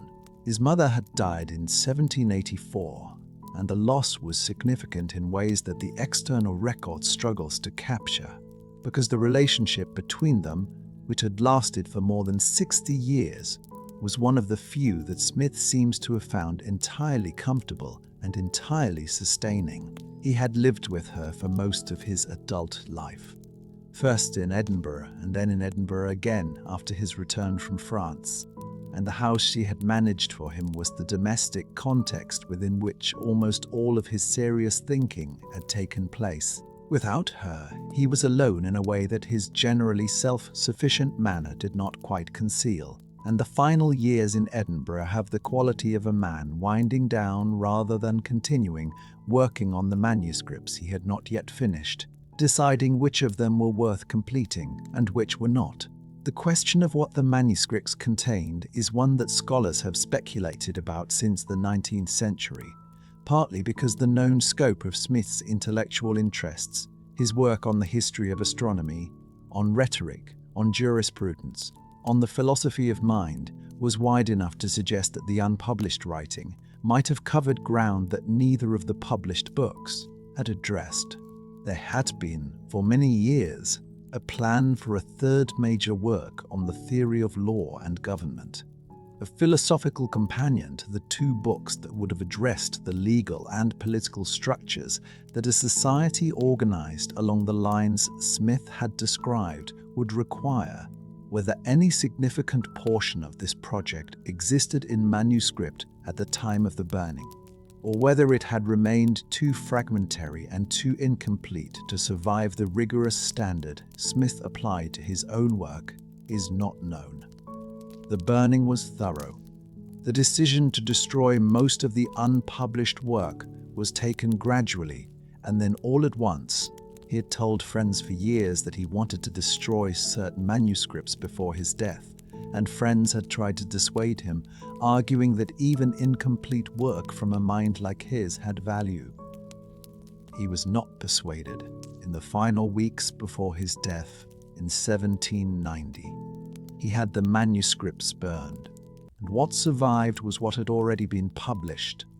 The two books, the essays, the lectures on jurisprudence that his students had preserved in their notes without his knowledge or approval, and the correspondence that others had kept. Whether the destroyed manuscripts contained work that would have changed our understanding of his thought, or simply work that he had correctly judged to be unfinished, is a question that the record cannot answer, and that the destruction ensured it never will. Smith, in his last years, was a man sitting with the two books he had written, aware that the world had already decided which one mattered, and aware that the relationship between them, the impartial spectator and the invisible hand, sympathy and self-interest, the moral architecture of moral sentiments, and the economic architecture of the wealth of nations, was a question he had spent his life answering, and that no one had quite understood he was asking.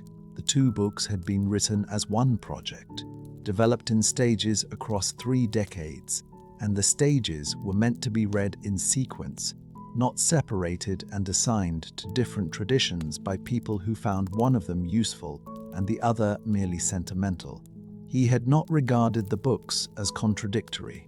He had regarded them as complementary, the two halves of a single account of what kind of creature a human being was and what kind of society that creature required in order to flourish. The world that was forming around the wealth of nations, the world of the Industrial Revolution and the emerging doctrine of laissez-faire, was doing something with his argument that he would have recognized and found troubling. The impartial spectator, looking at the factories and the tenements and the child labor that accompanied the commercial expansion he had celebrated, would not have found what it was looking for.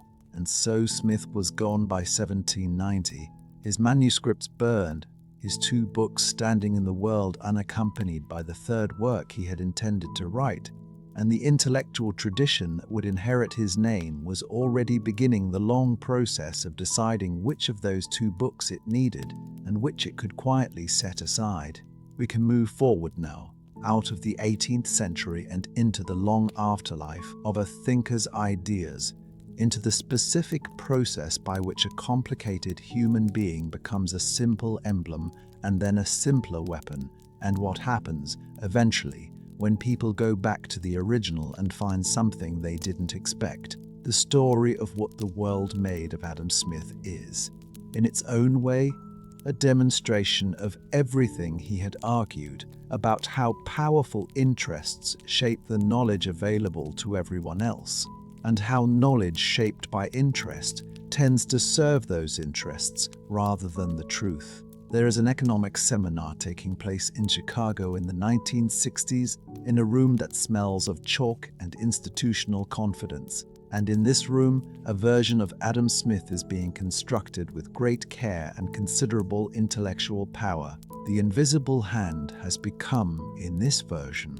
not the single passing observation about domestic investment that Smith had placed in one specific context in one specific chapter, but something much more general and more ambitious, a near mystical property of market systems, a self-correcting mechanism that tends, in the absence of interference from governments or other distorting forces, toward outcomes that benefit all participants. The theory of moral sentiments has been politely set aside as a youthful work, a piece of pre-economic sentiment that Smith himself superseded when he matured into the systematic economic thinker of the wealth of nations. The Smith who worried about workers and warned explicitly about the political manipulation of commercial policy by merchant interests has been quietly removed from the picture. The Smith who proposed public education as a remedy for the dehumanizing costs of the division of labor has been set aside as a minor detail. The resulting figure is clean, internally consistent, and extremely useful for the purposes to which it is being put. It is being handed to policymakers as though it were the real thing. The man from Kirkcaldy bears almost no resemblance to it. The process that produced this figure was not, in its own terms, dishonest. The Chicago school economists, associated most prominently with Milton Friedman and George Stigler and Friedrich Hayek, were genuine intellectuals working from genuine theoretical commitments, and their reading of Smith was not simply fabricated from nothing. The invisible hand passage is genuinely in the wealth of nations. The argument for free trade is genuinely there. The critique of mercantilist protection is genuinely there. What the Chicago reading did was to elevate these elements to the status of the book's central and defining argument, and then to argue that the rest, the passages on workers and wages, the warnings about merchant political power, the analysis of the costs of commercial civilization, were peripheral ornaments on an essentially libertarian core. This is a way of reading that literary critics would recognize as selective quotation, but that economic theory has not always been well equipped to identify, because economic theory works by abstraction and simplification, and the difference between the simplification that produces useful models and the simplification that loses essential information is not always obvious from inside the theoreti. Cal Enterprise. The 19th century had begun the process of simplification well before Chicago formalized it. the political economists who dominated British economic thinking in the early and middle parts of that century, Ricardo and his followers had taken the technical core of Smith's analysis, the labour theory of value, the analysis of wages and profits and rent, and developed it into a formal theory that was mathematically elegant and systematically silent on the moral and social questions that Smith had regarded as inseparable from the economic ones. The moral sentiment dropped out of the picture, not because anyone argued against it, but because the discipline that was forming around the wealth of nations had decided, by the logic of its own development, that moral philosophy was not its business. By the middle of the 19th century, political economy had become economics, a discipline with its own methods and its own professional standards and its own ways of deciding what counted as a valid contribution. And these ways did not include the kind of psychological and sociological observation that moral sentiments embodied. The German-speaking scholars of the 19th century noticed this and named it. They called it the Adam Smith problem, the Methorden Street, the apparent contradiction between the sympathetic moral philosopher of moral sentiments and the self-interested economic analyst of the wealth of nations, and they debated it extensively. Their conclusion, for the most part, was that the two books were written by essentially different minds at different stages of development, that the young Smith who had believed in sympathy and the impartial spectator had been superseded by the mature Smith who had understood self-interest as the true motor of human conduct, and that the moral sentiments could therefore be safely set aside in any serious engagement with Smith's economic thought. This conclusion was wrong, and it was wrong in a way that later scholarship would clearly demonstrate, but it was influential, and it gave academic respectability to the project of treating Smith as an economist, rather than as a moral philosopher who happened to have written about economics. The Marxist tradition, which also claims Smith as an ancestor of sorts, had a different but structurally similar problem with moral sentiments. Marx had read Smith carefully and had taken from him, among other things, the labour theory of value and the analysis of how the division of labour alienated workers from the products of their work, both genuine inheritances from the wealth of nations. But the Marxist tradition was also largely silent on the moral psychology of moral sentiments, because its own account of morality as a product of class interest had no place for Smith's account of sympathy and the impartial spectator as mechanisms that cut across class lines and produced, however imperfectly, shared moral standards. The result was that Smith was claimed by two opposing intellectual traditions, both of which found useful material in the wealth of nations and both of which found it convenient to ignore the companion volume, the man himself, who would have found this situation thoroughly predictable in light of his own analysis of how interested parties shape the knowledge available to everyone else, was not available to comment. Rest here for a moment with what this means for the story. A man spent his career arguing that morality and markets were not separate domains but aspects of a single account of human nature, and within a generation of his death, the discipline that claimed his authority had decided that they were separate, that economics was one thing and ethics was another, and that the economist's business was the first rather than the second. The impartial spectator did not disappear from human life, of course. It continued to operate in the interior experience of everyone who made an economic decision and felt, alongside the calculation of self-interest, some pull toward honesty or fairness or consideration for the other party. But it disappeared from the economic theory that was supposed to explain how markets worked.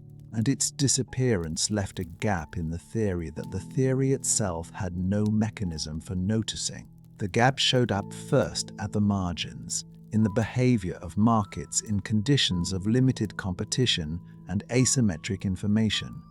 conditions that the invisible hand assumption handled poorly because the mechanism depended on competition to function and information to flow freely, and both of these conditions were routinely violated in the actual markets of the industrial economy. John Stuart Mill worried about this. Alfred Marshall worried about this. Keynes worried about this, and his worry produced a substantial revision of the theoretical framework that dominated economic thinking through the middle decades of the 20th century.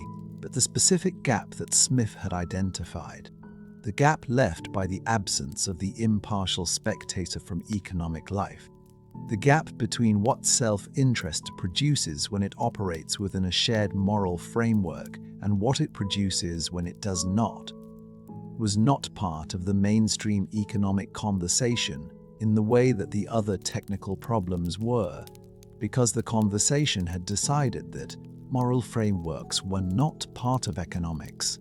The deregulation of financial markets that began in the 1980s across the English-speaking world, in the United States and the United Kingdom, and later in many other countries, was conducted under the authority of the simplified Smith, the invisible hand Smith, the Smith who had supposedly demonstrated that self-interested actors in competitive markets produced outcomes that benefited the general public.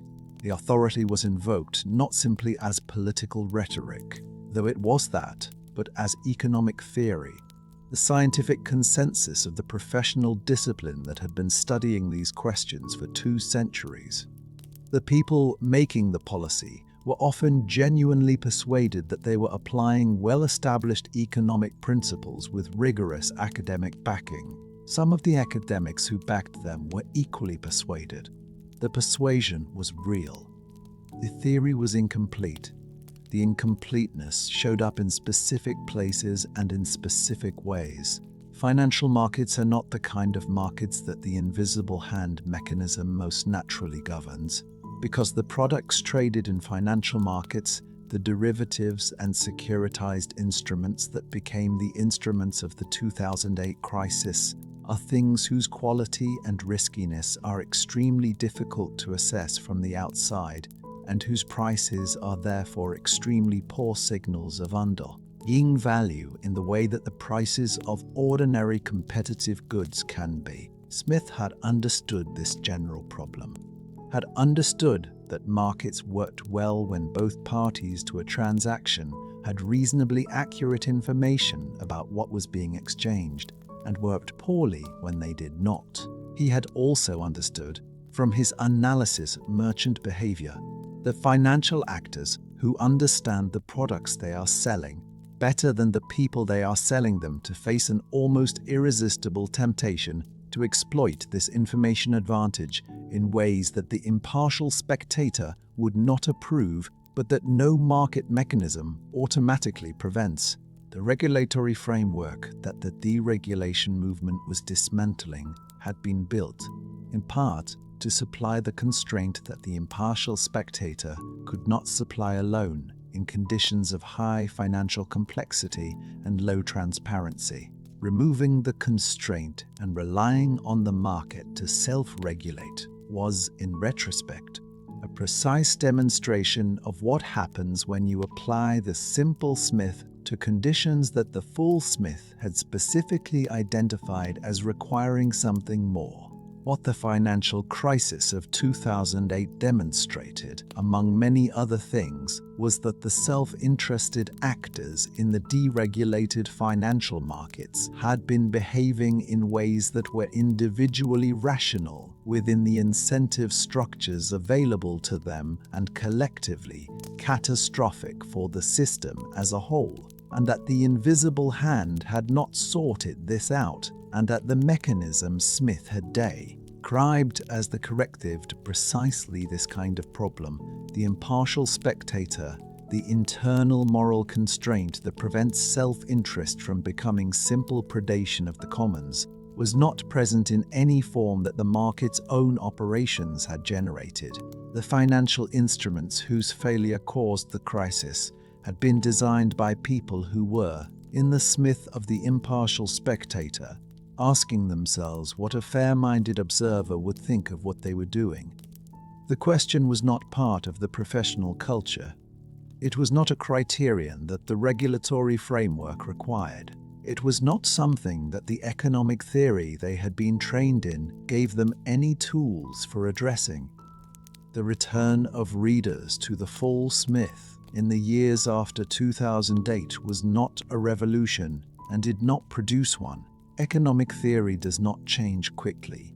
Institutional arrangements change more slowly, and the academic training of the people who manage the global financial system is not rapidly revised in response to intellectual arguments, however persuasive. But the Adam Smith problem, the supposed contradiction between the sympathetic author of moral sentiments and the self-interested analyst of the wealth of nations, was recognized by an increasing number of economists and philosophers as the false problem it had always been. Scholars who had been reading both books together for decades, finding no contradiction and considerable coherence, found a larger audience for their arguments.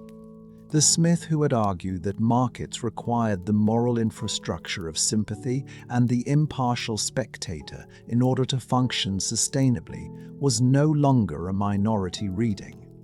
He was, increasingly, the correct one.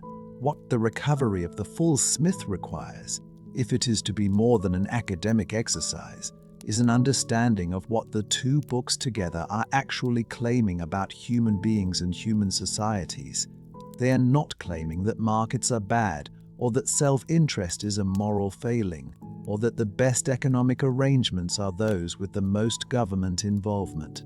They are claiming something more specific and more interesting, that the creature who engages in market transactions and the creature who develops a conscience and cares about fairness and feels indignation at injustice are the same creature, operating simultaneously in both registers, and that any account of social organization that addresses only one of these dimensions while ignoring the other is missing something essential about what human beings actually are.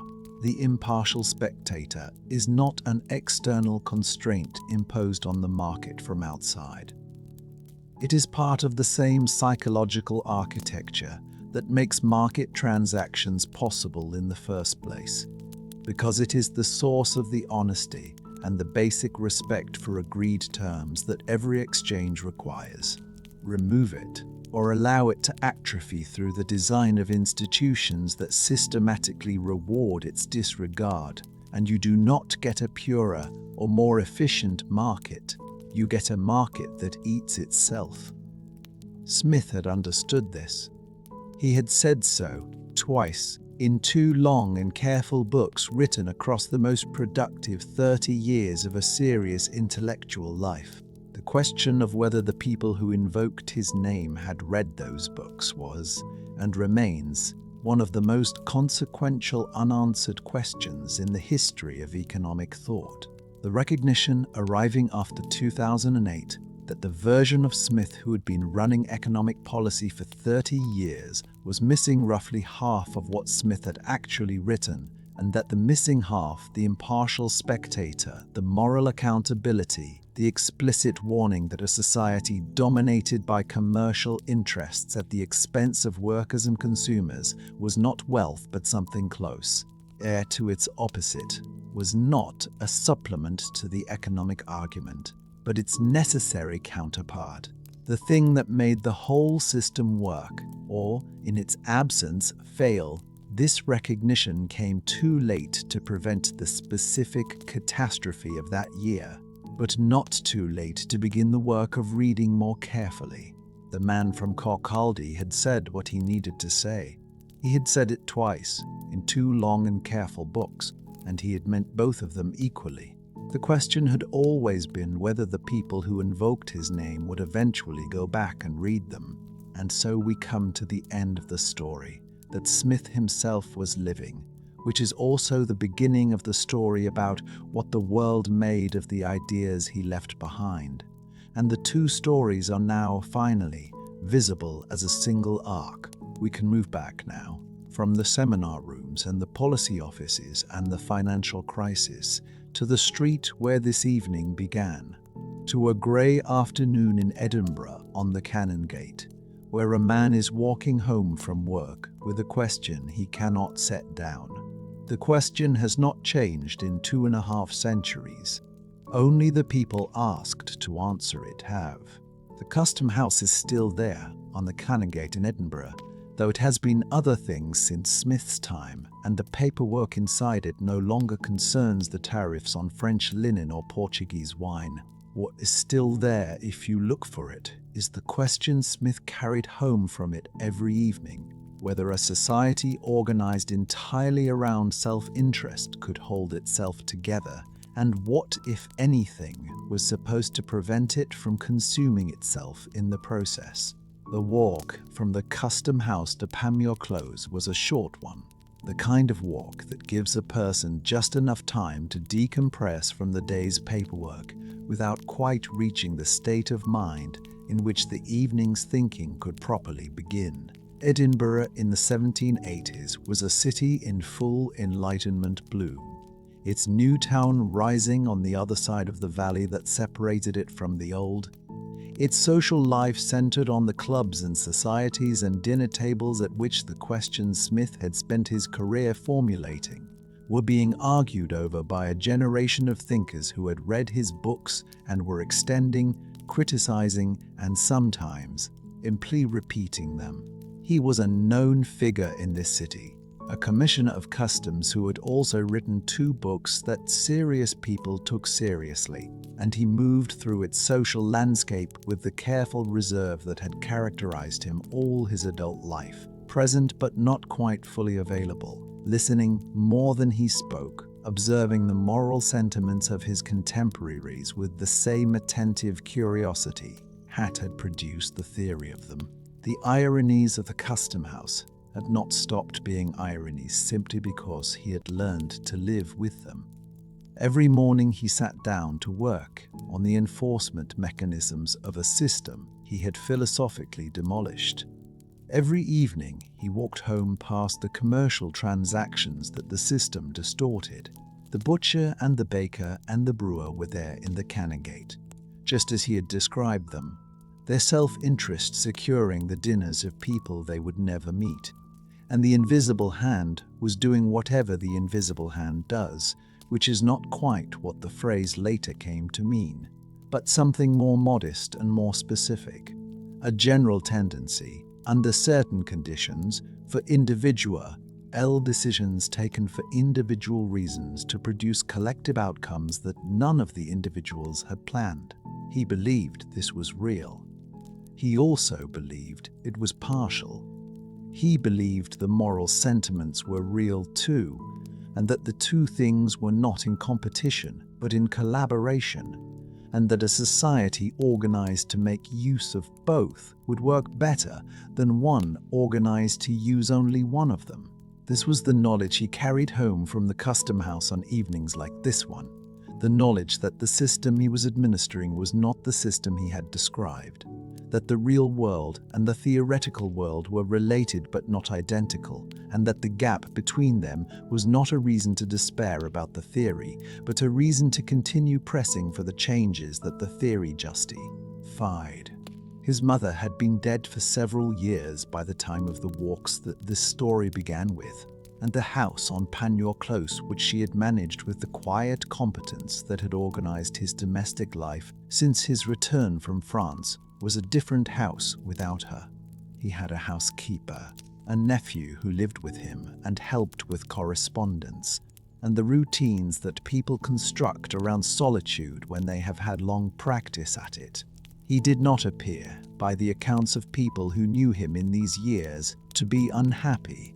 He appeared to be someone who had done what he set out to do, and who was now doing the work that remained, revising the books, reviewing the manuscripts, sitting with the question of what to burn. The decision to burn the manuscripts came from the same commitment to standards that had governed his intellectual life throughout. The conviction that incomplete work was worse than no work, that a good argument imperfectly realized was more misleading than no argument at all. He had watched enough sloppy thinking celebrated as important to know how easily an unfinished manuscript could be used as evidence for conclusions its author had never reached. And his instinct for the way ideas get simplified and deployed in the service of interests other than their authors was, by the late 1780s, extremely finely developed. He had seen it happen to his own books. He had watched The Wealth of Nations being read as a defense of commercial interests against regulation, which was nearly the opposite of what he had written. He had watched The Theory of Moral Sentiments being treated as a pleasant preliminary to the real work, rather than as the framework within which the real work had been conducted. He burned the manuscripts because he did not trust the world to read them carefully, and because he had already said what he needed to say, twice, in a form that he had at least controlled. The two books were the shape of his thought. They described a creature that was both self-interested and capable of sympathy, both a market actor and a moral being, both moved by the particular and capable of imagining the universal. The Adam Smith problem, which German scholars had identified and worried over and ultimately got wrong, was not a problem in his mind. It was a description. Human beings are both of these things at once, always and simultaneously, and the fact that they sometimes behave in ways that seem to contradict this, that they sometimes act with pure greed and sometimes with pure altruism, does not dissolve the description, but confirms it, because the person who is capable of both is a more interesting and more accurate subject of investigation than the person who is supposed to be only one. He had done this walk so many times over so many years that it had become a kind of thinking itself, the rhythm of it organizing whatever questions were currently in residence. There had been the years when the question was the one moral sentiments addressed, the question of how people managed to behave decently toward each other. And the walk had been a meditation on the street-level evidence for and against the answer he was constructing in the lecture room and in the letters to Hume. There had been the years in France when the question had shifted to the one The Wealth of Nations addressed, and the walks through Toulouse and Paris had been meditations on the way commercial society organized itself in a country with different institutions and different commercial history, from Scotland's, confirming some of his arguments and complicating others. Now the question was harder to name, or rather, it was both questions at once, and the Custom House work was, in its way, a daily reminder of their necessary connection. The reminder that you could not run a commercial economy with only one of the two books and expect it to work. The philosophical argument he had made, in both books taken together, was that human beings were not one kind of thing, but two kinds of things simultaneously, and that the history of attempts to treat them as only one kind had been a history of costly mistakes. The mercantilist merchant who assumed that self-interest was the only real motive, and that government therefore existed only to channel self-interest toward politically acceptable ends, had produced a system that The Wealth of Nations demolished. The utopian moral reformer who assumed that benevolence was the only real motive, and that institutions could be designed on the premise that people would consistently act in the public interest, had produced a different set of costly mistakes in a different direction. Smith's own position was more complicated and more realistic than either, that both motives were real, that they operated simultaneously in the same person, and that good institutions were those that acknowledged this complexity, rather than resolving it prematurely in either direction. The Edinburgh he was walking through had produced this insight, in the sense that the Scottish Enlightenment was built on exactly this kind of empirical attention to how people actually behaved, rather than how they were supposed to behave, and he had contributed to it and been formed by it in ways that he could not now entirely separate. Hume had been part of this. Hutcheson had been part of this. the whole tradition of moral philosophy that had been built up over the course of the 18th century in Glasgow and Edinburgh, and in the remarkable concentration of talent and argument that those two cities had sustained, had been working on the same question from different angles. What kind of creature is a human being, and what does this mean for how we should organize the society that and beings have to live in together? He had his answer. It was in the two books. The answer was not simple, and it was not comfortable, and it did not lend itself to the kind of political deployment that simple and comfortable answers lend themselves to. But it was, he believed, accurate, and accuracy was the standard he had been trying to meet throughout. He reached his door.